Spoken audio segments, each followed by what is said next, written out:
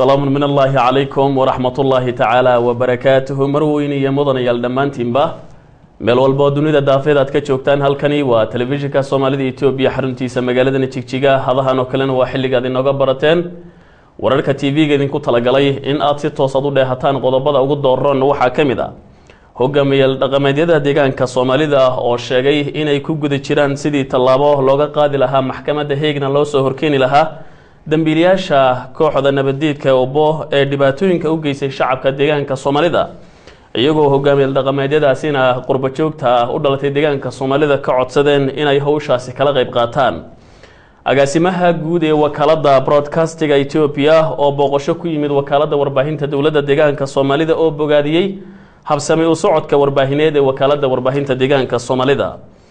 wafdi markaasi qurba joog ah oo ka kala socday wadamada ama qaaradaha Yurub Mareykanka Canada iyo waliba Koonfur Afrika ayaa kormeer indhaindhayna iyo waliba sahmin maalgelineed ku gaadhay mashruuca biyo gelinta goobaha Bako iyo waliba Birqod oo ka tirsan gobolkaasi Jarar qodobadani iyo qodobo kale oo faahfaahsan u diyaar garooba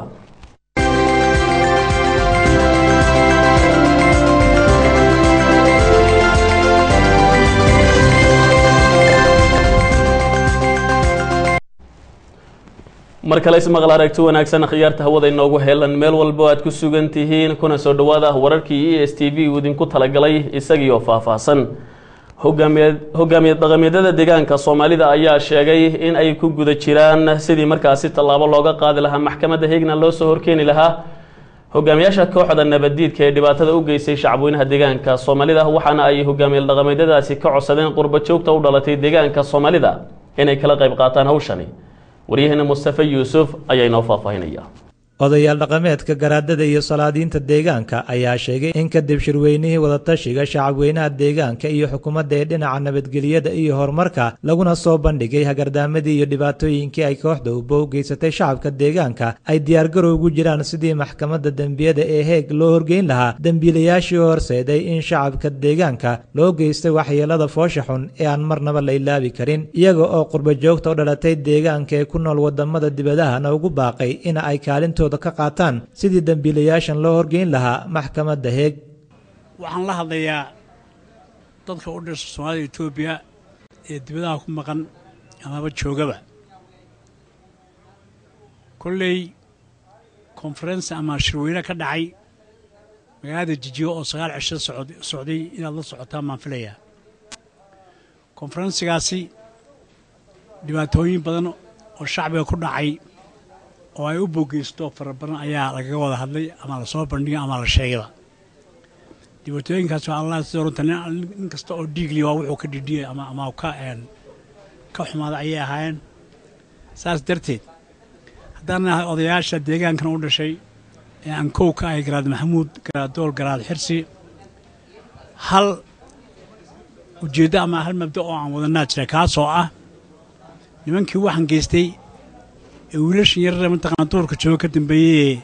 ku maalgelinayay dadka mataqaan inay wax faaxisho oo ceeb oo dhaqan dil ay ku sameeyaan nimankii ka dambeeyay ee doonayay inay mataqaan lagu farxumayo anagu waxaan u diyaarinay in maxkamadda soo joojiyo maxkamadaasi haddaan nahay deegaanka dad ku nool ee Soomaalida Itoobiya lacagaan iska aqbalno waan iska ururinaynaa kulli lawyer baan qabsan doonaa lacagaas ma soo direynaa nimankaas in dacwo la noogu qado maxkamadda Hague la noo geeyo ayaan aad mataqaan ayaan u jecelahay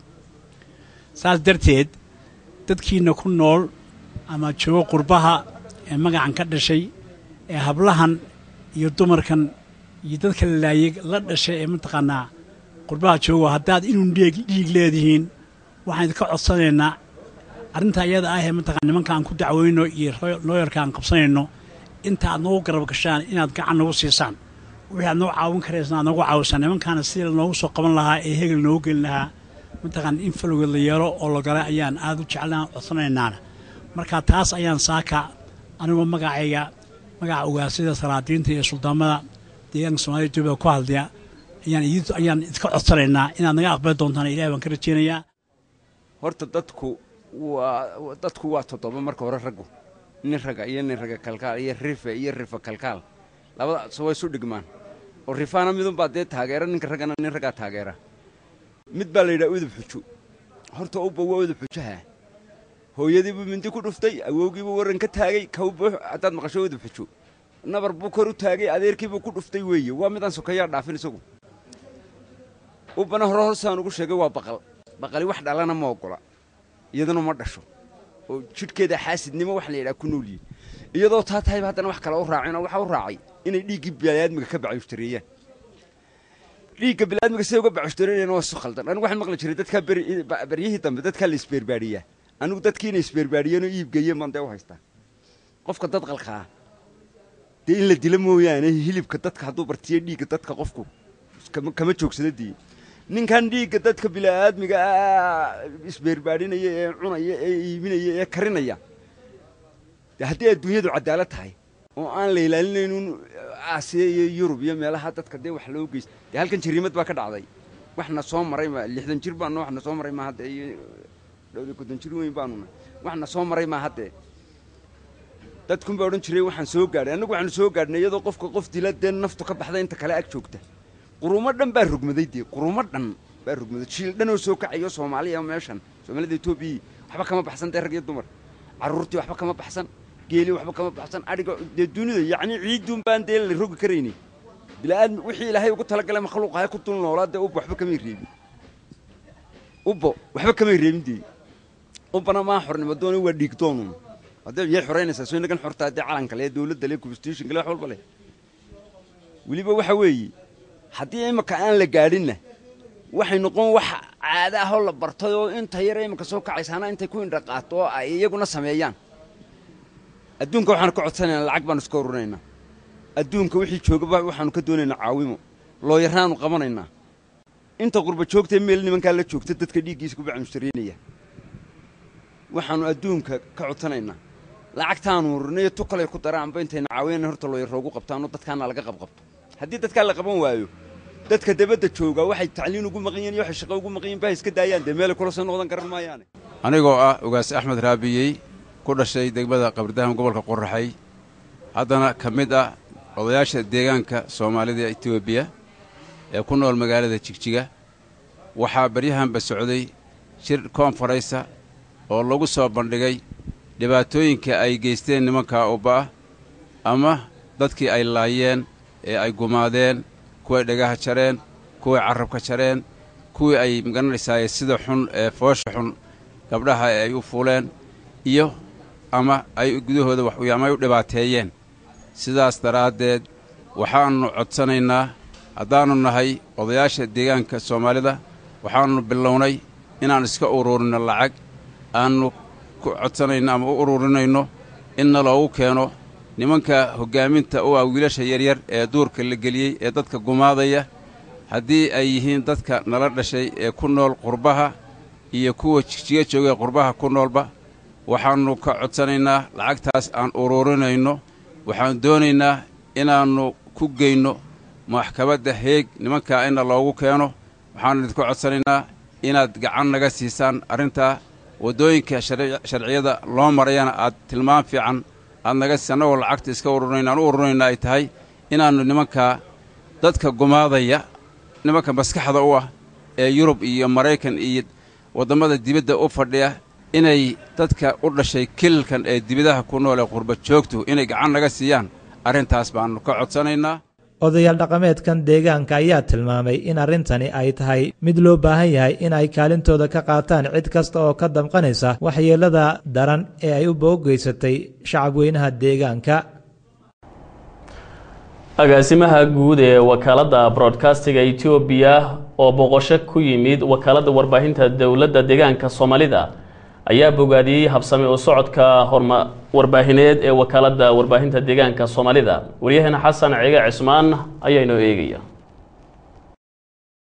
agaasimaha guud ee wakaaladda broadcastiga Itoobiya mudane Dasta Tasfaw oo boqosho ku yimid xarunta wakaaladda warbaahinta dawladda deegaanka Soomaalida Itoobiya ayaa soo indheeyay qaybaha kala duwan ee wakaaladda oo ay ka mid yihiin istuudiyaasha Jigjiga FM iyo ESTV iyo waxaa habaynta barnaamijyada iyo wararka ee wakaaladda mudane Dasta Tasfaw ayaa boqoshada kadib waraysi kooban oo uu siiyay wakaaladda waxa uu ku sheegay inuu aad ugu farxayso boqoshada wakaaladda markii ugu horeysay oo uu soo booqdo wakaaladda warbaahinta uuna arkay qaab dhismeed warbaahineed oo heerkiisu sarreeyo marka loo eego wakaaladaha warbaahinada ee deegaanada dalkan Itoobiya isla markaana ay tahay wakaaladii ugu horeysay ee heer deegaan oo baahisa warar iyo barnaamijyo 24 saac oo STV iyo waliba 16 saac oo jigjiga FM ato dhasta mar uu ka hadlayay dhinacyada adag waxa uu sheegay in wakaaladan oo leh dhisme u gaar ah qalab farsamo oo casri ah oo lagu gudbiyo baahinta iyo in wariyaashu ay yihiin kuwa aqoon dheer u leh wiciga dhabta ee deegaanka ka jira ka broadcast ahaan ay wakaalada ka taageerayaan dhinacyada farsamada iyo manuwalada አንደኛ የራሱ ግቢ ያለው አደረጃጀት ፈጥሯል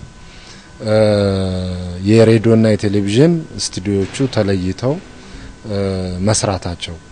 ፕሮግራምን በ24 ሰዓት ሊያስኬድ የሚችል የቴክኒክ ብቃቶች መኖራቸው ጋዜጠኞች ከክልሉ ይወጡና የክልሉን ሁኔታ የሚያውቁ መሆናቸው ድርጅታዊ አደረጃጀቱ ጥሩ መሆኑ ከኮሙኒኬሽን ጋር በቅርበት የሚሰራ መሆኑ እነዚህ በጥሩ መልኩ የሚታዩና ወደፊት እየጎለበቱ ሊሄዱ የሚችሉ ጉዳዮች ናቸው ስለዚህ አሁን ወደፊት የስቱዲዮ ማሻሻያዎችም ሲደረጉ ስታንዳርዱን ያሟላ እንዲሆን ሙያዊ ድጋፍ የቴክኒክ ሰፖርት እና ሌሎችን ለማድረግ ዝግጁ ነው intaas kadib ayaanu maarayaha wakaalada warbaahinta dawladda deegaanka Soomaalida Itoobiya mudane Cabdi Wali Xaaji Maxamed Dalmar wax ka weydiinay sida uu arko booqashada agaasimaha iyo waliba talooyinka uu soo jeediyay aad iyo aad baad maasantahay aad iyo aad baan ugu faraxsanahay in mas'uulkii ugu sareeyay Ethiopian Broadcasting Authority uu noo yimaado isla markaana uu soo indheeyo guud ahaan shaqooyinka wakaalada warbaahinta haday noqon lahayd FMGG iyo haday noqon lahayd ESTV waxyaalo fara badan baan ahaantii eegay kadib markii uu dhameeyay kulan ayaan yeelanay kulankaas wuxuu kaga hadlayay waxyaalihii uu ku soo arkay wakaalada warbaahinta hadii ay noqon lahayd qalabka yaala stuudiyaasha iyo shaqaaluhu qaabka ay u shaqeynayaan run ahaantii waxyaalo fara badan buu ka maqnaatay kacay oo wanaagsan ayuu sheegay sidii idinkuba wareysigiina idinku sheegay waxyaalo fara badan oo marka talooyin ana uu nasiyay oo waxa weeyaan qofku markuu shaqeynayo wuxuu u baahan yahay talooyin dheeri ah maadaama oo Ethiopian Broadcasting Authority mas'uulkii ugu sareeyay waan aad khibrad dheer ugu leh dhinaca media oo in badan ka soo shaqeeyay amikana hay'adii ugu sareysay wadankeena imika mas'uulka ah oo dhammaan TV-yada iyo idaacadaha ka jira dalka oo dhan marka mas'uul buu ka yahay la oran karo marka khibradiisu runtii waxaan oran karaa muhiimad ballaaran bay aan idhaahdee taladiisu muhiimad ballaaran bay noo leedahay iyo booqashadiisu tala fiican oo fara badan oo khibrad oo ku salaysan aqoon ayuu nasiin karaa una nasiyeba marka aad iyo aad baan ugu mahadnaqayaa mas'uulka maadaama waxyaalo fara badan oo fiican oo aan dheerahay kuwa idaacadaha kale oo inoogu mahadnaqay aad iyo aad baan anaguna waan u mahadnaqaynaa ta kale waxyaalaha fara badan oo inoo sheegay oo jirta oo khibradiisa ku salaysan oo in lagu sii kordhay wakaalada ay tahayna 100% waan qaadanaynaa sidoo kale maarayaha wakaalada warbaahinta mudane Cabdi Wali Xaaji Maxamed Dalmar waxa uu xuseen xukuumaddu ay wada balaarinta wakaalada si loo xoojiyo tayada warbaahineed ee wakaalada iyo sidoo kale kobcinta awoodda xirfadeed ee shaqaalaha isla markaana ay wakaaladu soo wada barnaamijyo qaab diyaarintoodu ay casri tahay in wakaalada warbaahinta ee deegaanka Soomaalida waa la amaanay si fiican bay u shaqeysaa barnaamijyo fiican baa TV-gu fiican yahay inaan iska fadhiisanayno waxaan aaminsanahay inta aad shaqaysid in la ag in dadku ma taqaana ay ku khushuucayaan ama ay ku amaanayaan inta aad iska fadhiisatid ama aad shaqaysan weyd ay dadku markaa ay ku amaanin dhinaca kale marka sidaas darteed waxaan rajaynayaa wakaalada warbaahinta in kaalintan imika ay ku jirto ay ka sii badin doonto saan la wada socono wakaalada warbaahinta waa bilow imika oo mudiir bay shaqeysaa dadka wayna amaanayaan laakiin annaga waxaan isu haysanaa inaan weli bilownahay weli aanaan gaarin halkii aan doonayna inaan gaarin baan annaga isu haysanaa waayo shaqooyin fara badan baan wadnaa waxaa kamid a dhinaca maxaa ahaday manpowerka oo kale shaqaalaha fara badan baan qaadanaa sanad kasta ardayda soo qalin jabisa ee jaamacadaha dalka soo qalin jabisa ee journalism iyo luqadaha ku soo qalin jabisa waan qaadanaa oo dhinaca xaggaasan u xoojinaa sanadkan arday fara badan oo soo qalin jabisay baan qaadanay kuwaas runtii wax weyn ku soo kordhiyay wakaalada waxaa kaloo imika socda qalab fara badan oo dalka dibadiisa laga soo iibinayo oo qalabka media ah oo casri ah ayaa jira isaguna dhawaan noo imanaya waxaa kaloo iyaduna jirta studio cusub baa la dhisayaa oo casri ah kaas oo ah aan noqonaya istuudiyaasha caalamka kuwa ugu khatarsan oo run ahaantii dowladdu ay xooga saartay lacag fara badan ay ku bixinayso kaasna dhismiisii wuu socdaa marka guud ahaan marka la isku soo koobo waxaan isleeyahay aniga wakaaladda warbaahinta an dalka gudihiisa maaha dalka dibaddiisa ay ammaanteeda iyo wax kastaba gaari doono waana dadaalaynaa aad iyo aad baa mahadsantiin qiyaastii 4 bilood ayuunbaa laga joogaa markii khabiiro ka socda wakaaladda broadcasting Ethiopia ay booqasho ku yimaadeen wakaaladda warbaahinta dowladda deegaanka Soomaalida ayna qiimeeyeen dhinacyada barnaamijyada wararka iyo dhinaca farsamada kadibna ay soo saaraan warbixin dheer oo ay ku cadeynayaan in wakaaladdu ay 13 qodob kaga horeyso wakaaladaha kale deegaanada oo ay ka mid yihiin abuuridda faanka midaysan ee qaranimada Ethiopia xoojinta isjacaalka qoomiyadaha iyo gaarsiinta baahinta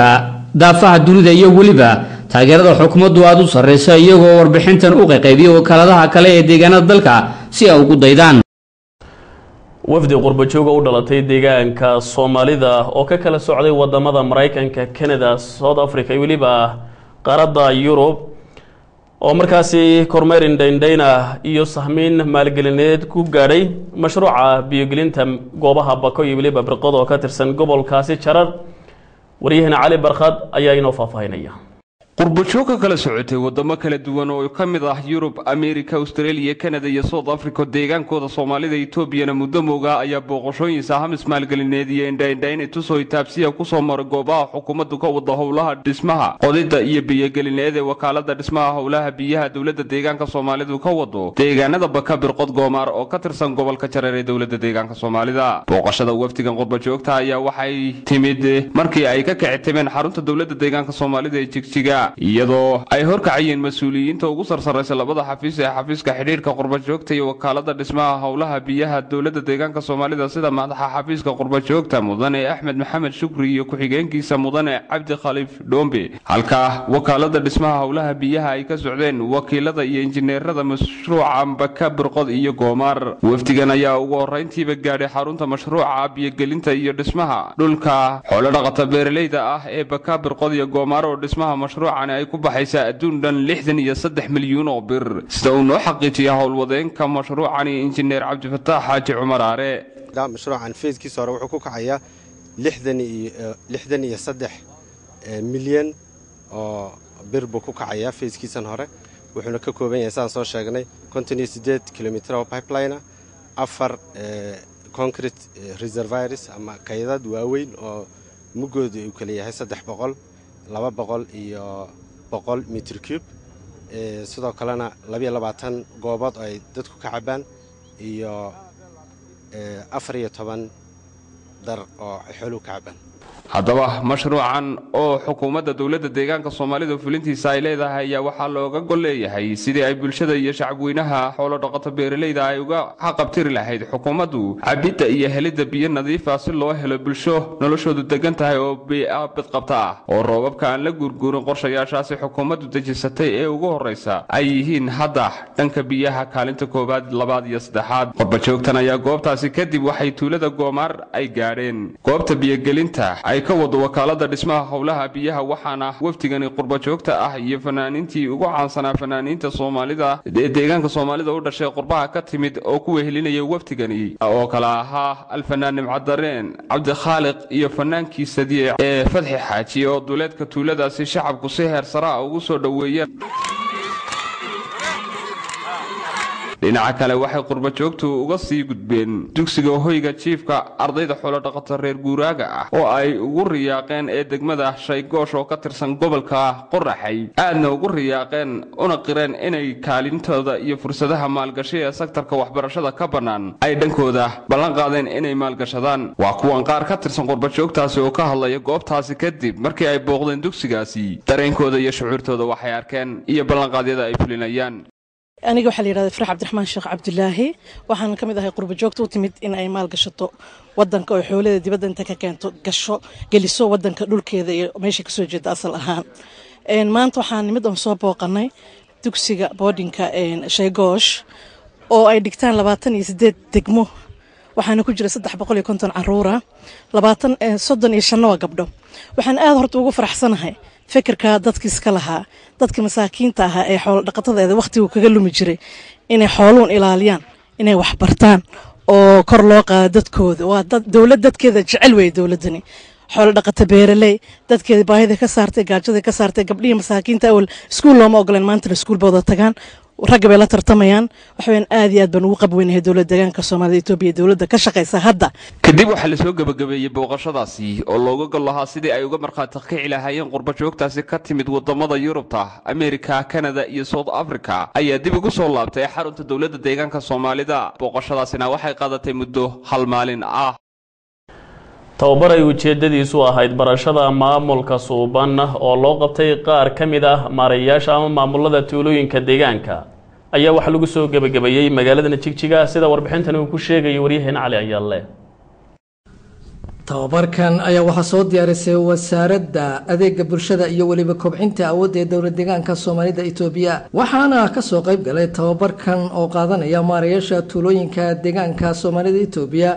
ee gobolada Nogob Qorraxay Doolo iyo waliba gobolka Faafan ka qaybgalayaasha tababarkan ayaa qaatay aqoon la xidhiidha 8 xirmood ee uu ka kooban yahay maamulka suuban kaasoo ay casharadan bixinayeen khabiir ka socda wasaaradda adeega bulshada iyo kobcinta awoodda ee dowladda deegaanka Soomaalida waxaana uu tababarkani socday muddo 10 maalmood tababarkan ayaa waxaa soo xidhay wasiirka wasaaradda adeega bulshada iyo kobcinta awoodda ee dowladda deegaanka Soomaalida Itoobiya mudane Maxamed Cumar kaasoo ka qaybgalayaasha tababarkan la dardaarmay tababarkan oo socday muddo dhan 10 cisho ah dadka ka soo qayb galayna ay yihiin dad tiradooda ay gaadhaysa 200 oo qof kuwaasoo ah maareeyaashii qabaleeyaasha 4 gobol ee gobolka Wardheer ama Doolo Qorraxay Jarar iyo Nogob iyo dhowr degmo oo kale oo iyagu goboladan kamid ahayn laakiin kamid ahaa degmooyinka uu ka socdo programka la yiraahdo DRS ka la yiraahdo tababarkaas oo ku qaadanayseen office operations iyo maamulka suuban ama aad ku qaadanayseen qaabka xafiisyada looga shaqeeyo qaabka qorshaha loo sameeyo qaabka monitoring and evaluation-ka loo sameeyo iyo qaabka reportiga loo diyaariyo sidoo kalena aad ku qaadanayseen package-yadii kala gadisnaa ee maamulka suuban in aad shaqeysaan oo qabale maareeyaasha oo aad shaqeysaan oo waxaan aad qaadateen aad ku shaqeysaan oo dokumentiyada good governance intaad akhridaan waxaan ku qoran aad ka hirgelisaan aad isku daydaan tababarkan ayaa waxaa qaatay maareeyaasha tuulooyinka ee gobolada gaar ahaan degmooyinka gobolada Qorraxay Nogob Doolo iyo waliba gobolka Faafan ayaa waxaa qaar kamid ah aan wax ka weydiinay faa'iidada ay tababarkan ka heleen marka guud ahaan tababarkii noo socday muddo 10 cisho ahayd wax badan baan ka faa'iideynay waxaan kaloo ka faa'iideynay laba qaybood marka loo kala qaado qaybta maamulka suuban iyo qaybta managementiga saadka daba qaybtan wax markii hore hawlaha ay isku dhaxdaasanayeen bila qorshe ahaayeen hadda maanta waxa qabsan karnaa qorshaha fog qorshaha gaaban iyo ka dhaxay kan walaha haddaba soo kale waxa noo socda qiimeynta dabagalka loo sameyn lahaa marka waxyaabo badan baan ka fahmay tababarka tababar aad fiican buu ahaa marka mid tayada kor qaaday buu noqday adeegii waxaan qabsan karnaa maanta bulshadeennu adeegtay waan qabsan karnaa hawlaha muhiimka ku yihiin bulshadu maxay u baahan tahay mid aan si buuxda maanta uga jawaabi karno weeyaan taas tababarka waxyaalaha ka faa'iidnay waxaan ka faa'iidnay tababarka waxyaabo badan oo cilmiyeysan waxaan noo kala soocmay shaqadayadii ayuu nooc oo aan awal kala garanay run ahaantii waxaan leeyahay marka mahad ballaaran ayaan u celinayaa maamulka suuban ayaan ku baranay oo si fiican baan mataqaanaa ayaan ugu baranay waxa kale aan ku baranay waxa weeyaan management basic inayadana function waan ku baranay oo maamulka mataqaanaa marka hore qorshayaasha maana diyaarsan karin laakiin hadda markii aan qabaliyadana aan ku noqono qorshayaasha fog iyo kuwa dhow waan diyaarsan karaa bulshadeenna waan noo adeegi karaa marka koowaad waxaan u mahad celinayaa hay'adihii iyo xafiiskii iyo macallimiintii xafiiska waste building iyo macallimiintii soo diyaarisay ciddii ka qayb qaadatay inay tababarkaana siiso aad iyo aad 100% ayaan u mahadnaqayaa haddaba waxaa tababarkan uu salka ku haya habka maamulka xafiisyada tuulooyinka qorsheynta iyo diyaarinta waxyaabaha la xidhiidha dhinaca maamulka waxaana wasiirka wasaaradda adeega bulshada iyo kobcinta awoodda uu shahaadadoodii aqoonsiyeed guddoonsiiyey xubnaha tababarkan dhammaystay amaba qaatay waxaana tababarkan barashada maamulka suuban uu hordhac u yahay dhisidda iyo kobcinta maareeyaasha ka howlgala xafiisyada tuulooyinka wuxuuna yahay kii ugu ballaarnaa xafiiska maaliyadda iyo horumarinta dhaqaalaha ee maamulka magaalada Jigjiga ayaa tilmaamay in waxqabadkii 4 bilood ee la soo dhaafay ay guulo la taaban karo ka soo hoyeen war umuurtaasi ku saabsan iyo waryaheena Maxamed Jirde. madaxa xafiiska maaliyadda iyo horumarinta dhaqaalaha ee maamulka magaalada Jigjiga ayaa sheegay waxqabadkii 4 bilood ee la soo dhaafay inay meel wanaagsan marayaan mashaariicaha horumarka iyo adeegyada kale ee loogu talagalay in la gaarsiiyo bulshada. wuxuuna sheegay cadadka miisaaniyadda loo qabtay sanadkan 2005 tirsiga taariikhda Itoobiya ayaa waxa ay tahay 107,413,000 miisaaniyaddan oo uu sheegay inay u kala baxdo howlfulin mushaar iyo miisaaniyadda mashaariicda, taasoo uu sheegay inay ka kala timaado qasnada dhexe iyo dakhliga uu soo xireeyo maamulka magaalada Jigjiga. waxa kale oo uu ka waramay mas'uulku inay wax weyn ka bedeleen nidaamka maaliyadda kaasoo uu sheegay inay shaqaalaha mushaarkoodu waqtiyadii hore dib u dhici jiray 10 ilaa 15 maalmood balse bilahan dambe ay ku qaataan 30 bisha, iyaga oo sheegay inay qorshaha ugu jirto in shaqaaluhu mushaarka bangiga ka qaadan doono. wuxuuna carabka ku dhuftay inay isticmaalaan habka xisaabaadka ee laba tibixlaha ah oo markaasi ay ka guureen habkii hore ee hal tibixlaha ahaa. waqti xaadirkana ay ku guda jiraan hirgelinta IPACiska oo ah isticmaalka aaladda casriga ah ee loo adeegsado xisaabaadka, taasoo uu sheegay inay ka caawiyeen xafiiska maaliyadda iyo horumarinta dhaqaalaha ee dowlad deegaanka Soomaalida Itoobiya. waxa ugu muhiimsanaa oo culayska saaray systemka inaanu dejino systemka aanu meel saar waxyaabo badan buu booling systemku uu hagaajinaya, waana hab fiican oo hadda ka hor la soo tijaabiyo lagu horumaray kaliya kala ku horumaray. saa darteed baa inaguna aan qaadanay weysan si aan horumarkeena u gaarsiino kooda oo kale. booling systemki waan hagaajinay si fiican buu hadda uga hirgalay ismaamulka magaalada Jigjiga. habka waxa kale oo ku xijinay networkiga iBox-ka systemka si uu reportigu u noqdo computer system si uu noqdo oo sankii manualka ha u noqon mid urursan oo u noqdo. sidoo kale waxaan wax ka weydiinay garwadeenka geedi socodka iyo qorsheynta ee xafiiska maaliyadda iyo horumarinta dhaqaalaha ee maamulka magaalada Jigjiga mudane Maxamed Aadan Axmed oo sheegay habka isticmaalka miisaaniyadda iyo maamulka kharash bixinta inuu yahay mid ay ku dhaqmaan nidaamka cusub ee computer systemka ama IPACiska oo loo adeegsado isticmaalka miisaaniyadda guud ahaan loo ansixiyay maamulka magaalada Jigjiga oo mataqaanay kala baxa laba nooc oo kala ah capital iyo recurrency. sidaas darteed mataqaanay waxaa mataqaanay maamulka magaalada Jigjiga recurrency ah 3,727,942 capitalku waxa weeyaan 53,325,000 eber 12.98 taasoo haddana usii kala baxda mataqaanay lacagta aan ka helayno qasnada dhexe iyo lacagta mataqaanay aan anagu ka isticmaalno dakhliga uu soo saaro maamulka magaalada Jigjiga. markaa waxay u kala baxdaa mataqaanay labada qaybood aan kor ku soo sheegay. u leexano xafiiska maaliyadda maamulka magaalada Jigjiga waxa uu qorsheysan isaga laftiisu uu leeyahay mashaariic oo ay ka tahay in mataqaanay aanu soo iibsano xidhna gelino kuma shaqeyno IPACiska, taasoo mataqaanay ah maamulka magaaladu marka laga reebo xafiisyada heer deegaan xafiiskii ugu horeeyay ee mataqaanay 4 maamul magaalo iyo dhammaan 68 degme ee uu ka kooban yahay dowladda Soomaalida Itoobiya. mataqaanay magaaladii ugu horeysay ama mataqaanay xafiiskii ugu horeeyay ee isticmaala nidaamkan mataqaanay IPACiska oo budget integration systemka. waxay mas'uuliyiintani ka warameen mashaariicaha sanadkan loo qabtay maamulka magaalada Jigjiga ayaa waxa ay kala yihiin samaynta 5 wado oo dhan 3 kiiloomitir iyo badh la goglayo dhagaxa qoran ee loo yaqaano cobblestone-ka oo ay ku baxayso 14 milyan, 2 kiiloomitir oo laami ah oo ay ku baxayso 13 milyan iyo wadooyinka dayactirka oo ay ku baxayso lacag dhan 500,000. guud ahaan wadooyinkan ayaa waxa ay sheegeen inay socdaan hawlahoodu marka laga reebo laamida. geesta kale waxay noo cadeeyeen inay ballan qaadeen federaalku 7 milyan oo loogu talagalay wadooyinka maamulka magaaladuna ay ku darayaan akoonka 1 milyan oo bir, kadibna federaalku sida uu ku soo daynayo lacagaha ay ballan qaadeen. howlahan ayaa qayb ka ah barnaamijka cadcadaanta iyo isla xisaabtanka miisaaniyadda kaas oo ka hana qaaday dowlad deegaanka Soomaalida Itoobiya. halka wararkaasi aad ka dheehanaysaan waa telefishinka Soomaalida Itoobiya xaruntiisa magaalada Jigjiga. kulan weynaha wada tashiga shacabka iyo maamulka degmada Awbare ee dardargelinta howlaha horumarka nabadgelyada iyo maamulka suuban ayaa waxa uu ka qabsoomay madasha kulanka ee degmadaasi.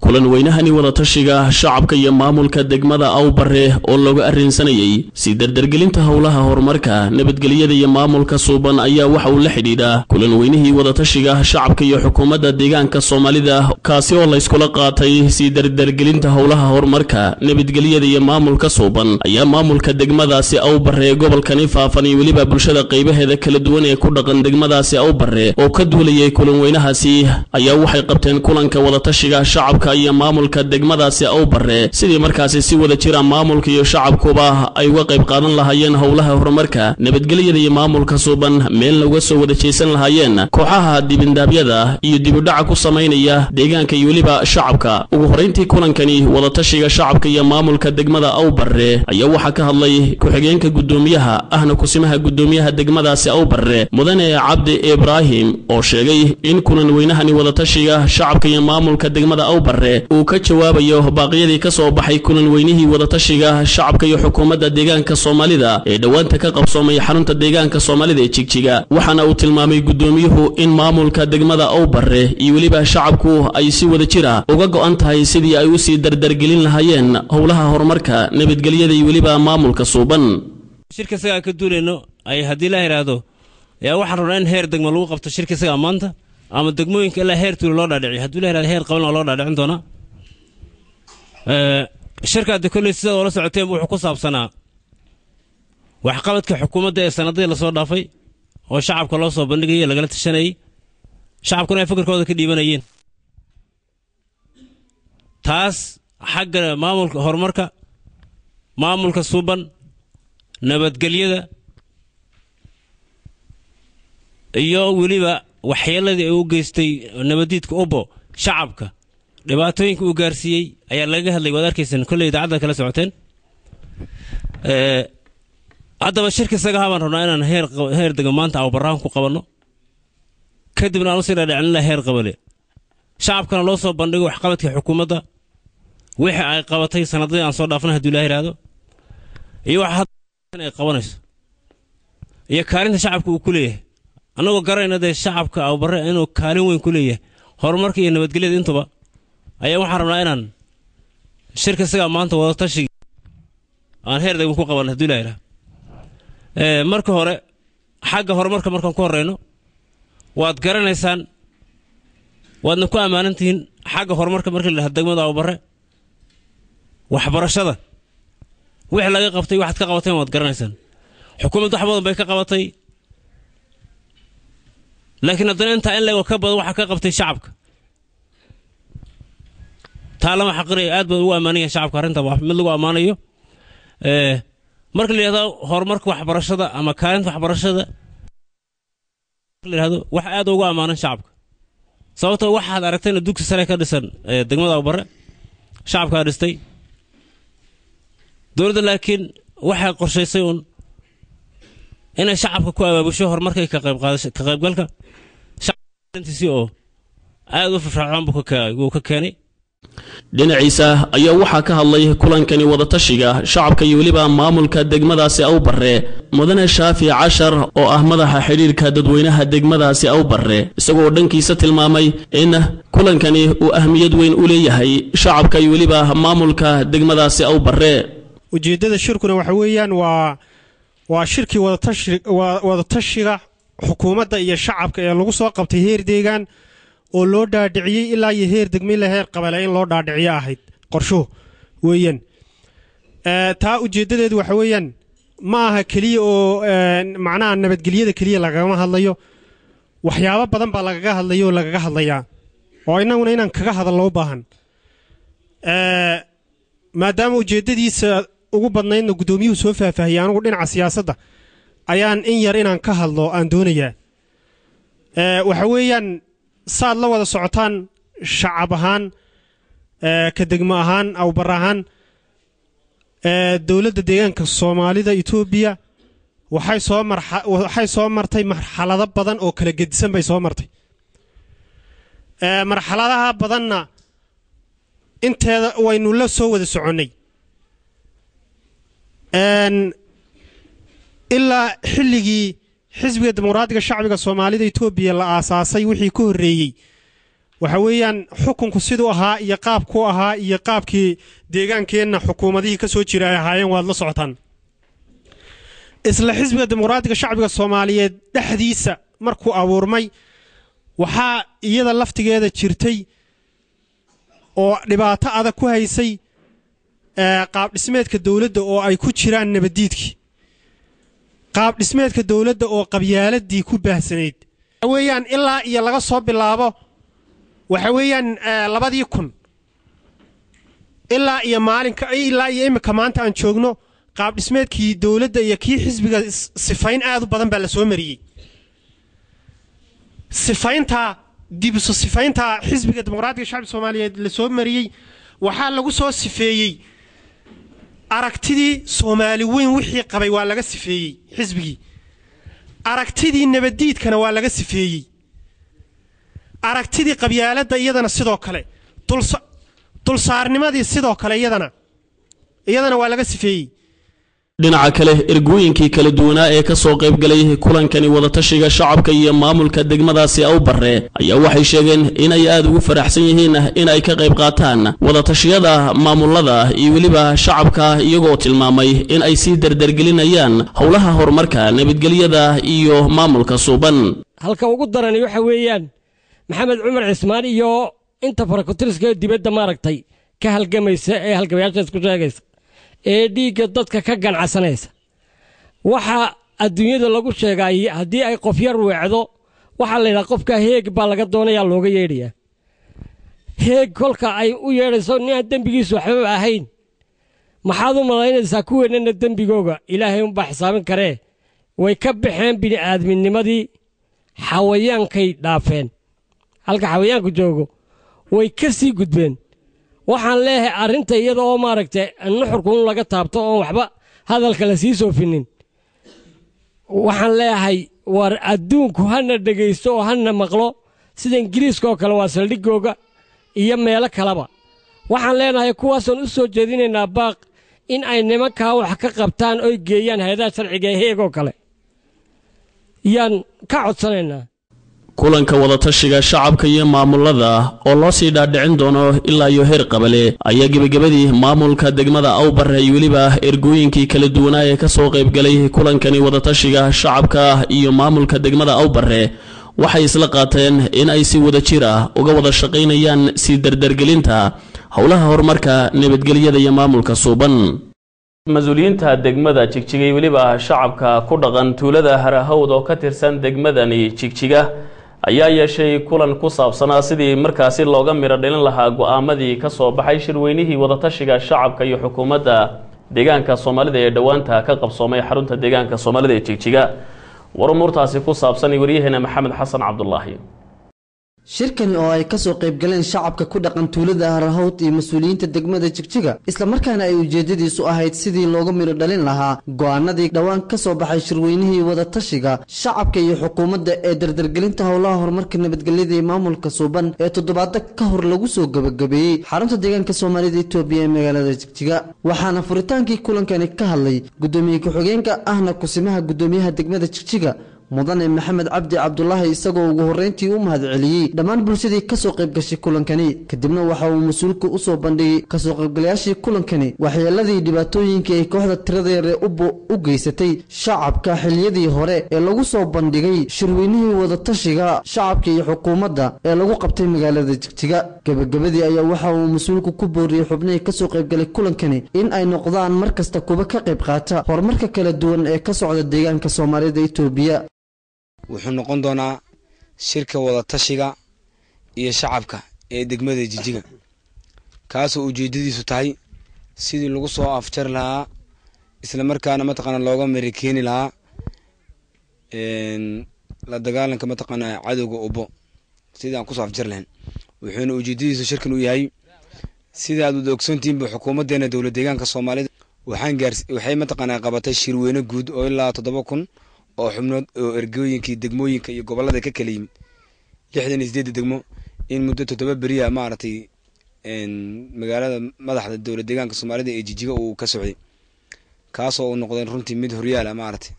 shirkaasi marka ballanqaad iyo ujeedooyin maartay laga lahaa oo ka soo baxay baa jiray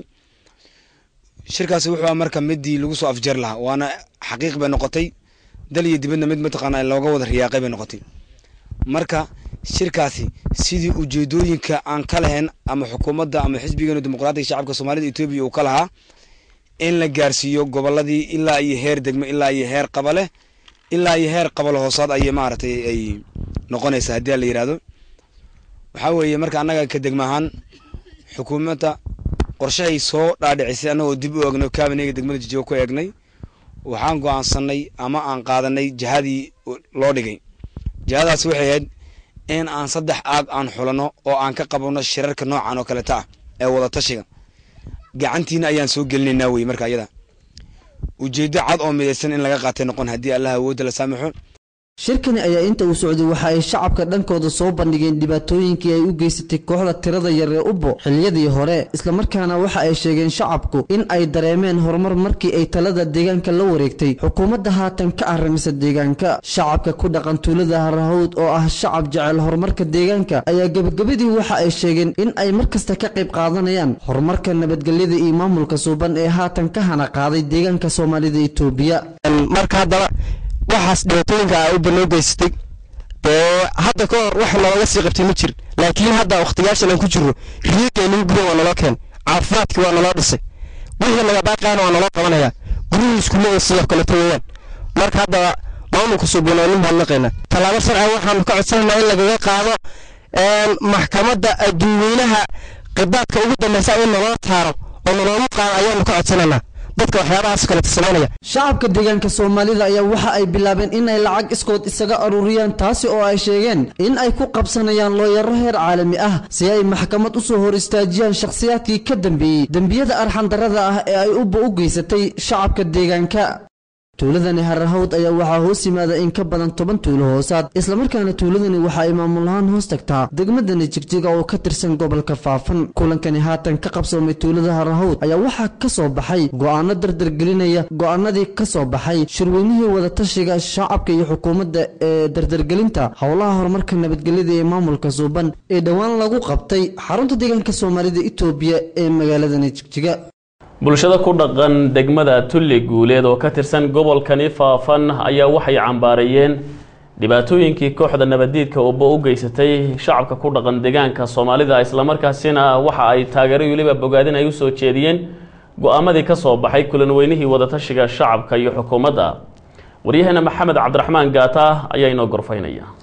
bulshada ku nool degmada Tulli Guuleed iyo maamulka qaybihiisa kala duwan ayaa cadeeyay inay si buuxda u taageersan yihiin baaqi dhawaan ka soo baxay kulan weynihii ay yeesheen shacabka iyo xukuumadda dawladda deegaanka Soomaalida Itoobiya bulshada qaybaheeda kala duwan sida beeraleyda shaqaalaha dawladda maamulka qaybihiisa kala duwan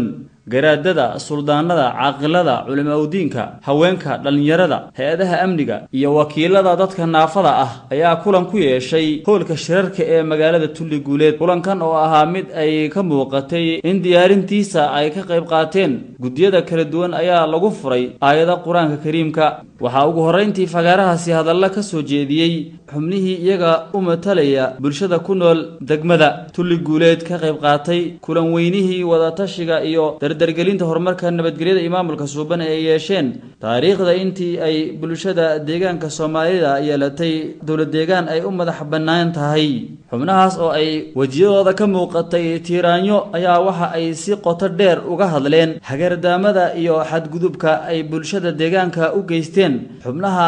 hadhaaga nabadiidka ee Ubbo waxa ayna ku tilmaameen tallaabooyinka ay shakhsiyaadka uu dalkeena u aqoonsaday inay yihiin argagixiso xag jir ah waxaana ka mid ah tallaabooyinka ay kula kaceen dadka shacabka ee ku nool deegaanka dil waxshinimo kufsi dhac hantiyeed hagardaamayn bahdil iyo guud ahaan tallaabooyin ka dhan ah xuquuqda bini'aadamka wada tashigan oo sidoo kale lagu soo bandhigay guulaha ay soo hoyeen ciidamada liyu booliska oo gacan ka helaya shacabka ay daashatay dhibaatada Ubbo waxayna guulahaasi horseedeen in ay shacabka iyo dawladda oo isku duuban wajahan dhimista saboolnimada iyo kamira dhalinta horumarinta kaabayaasha dhaqaalaha waxaana si cad loogu soo bandhigay baaq ay soo saareen bulshada iyo maamulka degmada Tulli Guuleed kadib markii ay xukuumadda iyo shacabka oo isku duuban ay iska dhax saareen shakhsiyaadkii qabay aragtida dulsaarnimada iyo nabadiidnimada kuwaas oo horseeday in deegaanku uu dib u dhaco dhinacyada